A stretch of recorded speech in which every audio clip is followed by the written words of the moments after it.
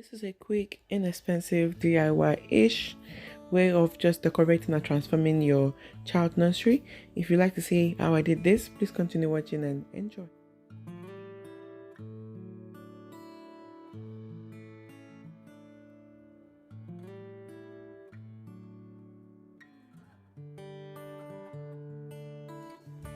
So guys, I bought the wall sticker on Amazon and the link is right there in my description box below.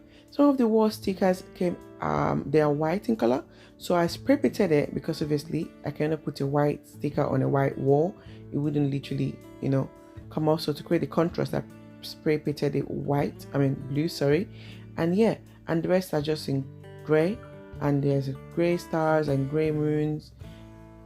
And what me and my husband did, we just literally randomly placed the wall stickers on the wall, and there was not literally any design or anything we're following. We're just going with our own initiative. I hope you guys enjoyed the video.